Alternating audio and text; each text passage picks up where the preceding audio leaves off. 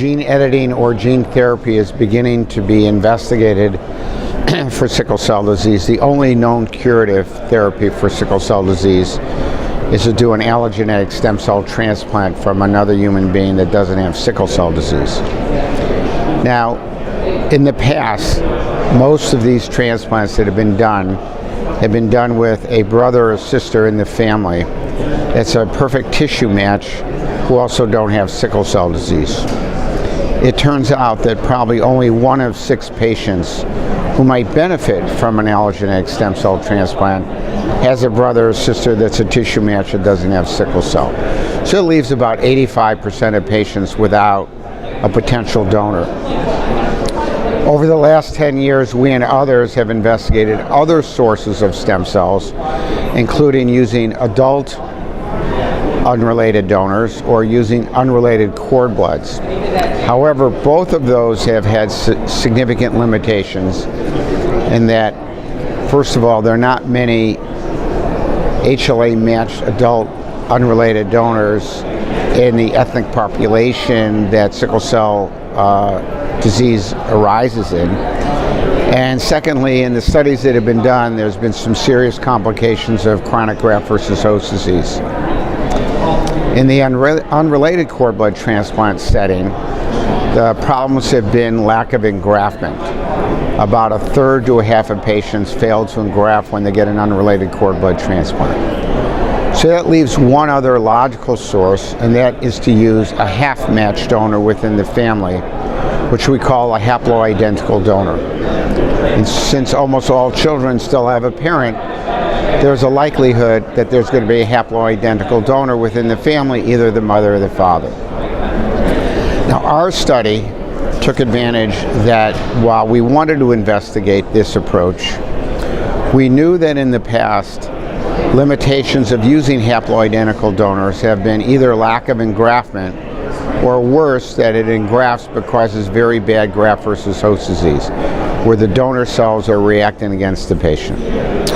So to circumvent that, we developed a multi-center, multidisciplinary trial that was funded under an R01 grant from the FDA, where we took haploidentical donors, and when we collected their stem cells, we selected out the cells that were rich in repopulating the bone marrow, but eliminated most but not all of the immune cells that caused the problem of lack of engraftment or graft versus host disease, what we call cellular engineering.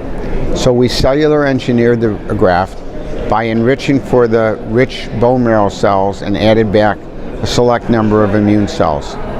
And for the patient then, we gave them a conditioning regimen before the transplant that was targeted so they wouldn't reject a half-matched donor. And then we had various supportive care measures that were in place after the transplant. And that was the design of what we had proposed to do. We transplanted 19 patients, and the median follow-up is over 3 years, the last patient being out about 1.5 years, the longest over 6 years. And there's a 90% 1-year event-free and overall survival. It was only about a 6% cumulative incidence of grade 2 to 4 acute GVHD and a 6% incidence of chronic GVHD. And now we've been able to follow up their cardiac, their lung, their neurological function, their quality of life, their immune reconstitution, their donor chimerism. So all the patients engrafted, all the patients have greater than 95% whole blood and red cell chimerism. They all have a normal hemoglobin. They have no more sickle cell disease or sickle cell symptoms. Their lung function is stable to improve. Their cardiac function stable to improve. Their TRJ velocity stable to improve. And they have significant improvement in their neurocognitive function and significant improvement in their health-related quality of life.